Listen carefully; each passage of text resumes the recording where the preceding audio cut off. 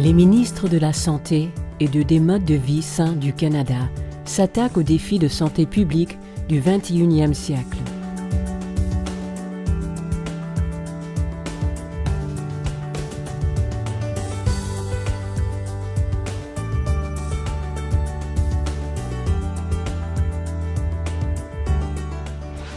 Surpoids et obésité.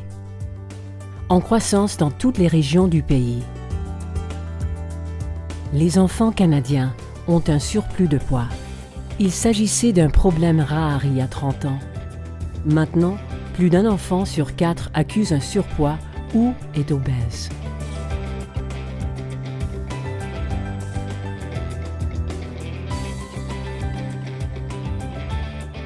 Jamais dans l'histoire du pays, les taux de surpoids et d'obésité juvénile n'ont été aussi élevés. Il en découle que des maladies qui n'apparaissaient auparavant que chez les adultes, comme l'hypertension artérielle et le diabète de type 2, sont maintenant diagnostiquées chez des enfants et menaceront leur santé tout au long de leur vie. Le Canada n'est pas seul.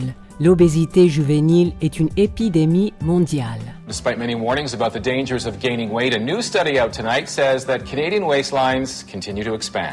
Embonpoint, obésité. Aujourd'hui, des millions de Canadiens traînent un surpoids. Les Nations unies ont souligné ce défi mondial et ses répercussions sur la santé, la productivité et la pérennité des systèmes de santé.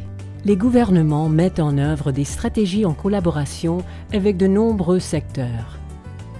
Les États-Unis, le Mexique, l'Australie et l'Angleterre font partie des nombreux pays qui ont mis l'accent sur les modes de vie sains.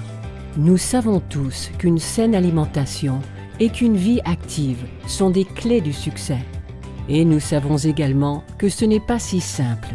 Notre société ne rend pas les choix santé faciles. L'obésité est un problème complexe. Ces causes, que les scientifiques appellent le réseau de causalité, font l'objet d'une grande quantité de recherches. Ce que cela signifie, c'est que nous devons penser différemment à la façon dont nous vivons, afin de changer les choses qui font obstacle au choix santé. C'est pourquoi notre approche pan-canadienne demande l'intervention de nombreux secteurs, entre autres le public et le privé, l'éducation, les loisirs, l'urbanisme et les transports.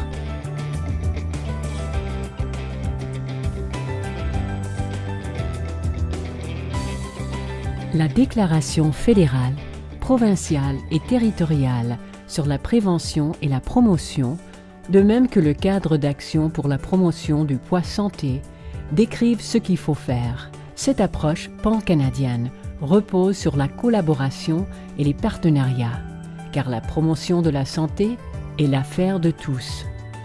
Et les ministres de la Santé et des modes de vie sains endossent un rôle de champion. Ils en appellent à d'autres secteurs à se joindre à eux pour créer un Canada en santé.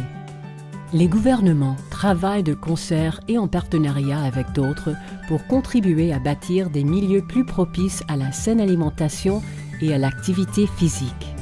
Plusieurs initiatives animent le cadre d'action pour la promotion du poids santé. Nous apprenons les uns des autres, ce qui nous permettra de fournir à la population canadienne les programmes les plus efficaces.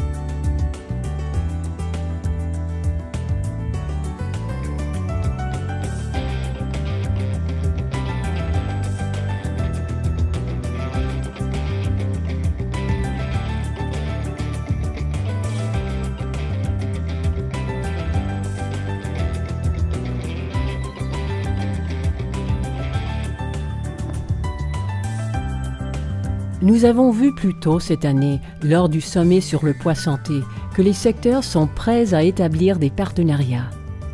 Un excellent exemple est la collaboration entre les ministres de la Santé et des modes de vie sains et les ministres responsables du sport, de l'activité physique et des loisirs, qui ont appuyé le cadre d'action pour la promotion du poids santé, ce qui montre leur engagement à collaborer pour l'atteinte d'objectifs communs.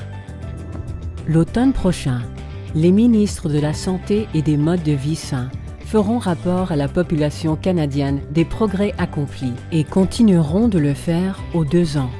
Nous pouvons être optimistes que nous fournissons l'élan nécessaire pour nous attaquer à ce défi de santé publique. Mais nous devons aussi être réalistes. L'atteinte d'un poids santé exige des efforts à long terme, un leadership et une capacité d'innovation soutenue et un suivi des progrès. Le leadership et l'engagement des ministres de la Santé et des modes de vie sains du Canada demeureront la force de mobilisation du changement dans tous les secteurs de la société. La promotion d'une bonne santé est l'affaire de tous.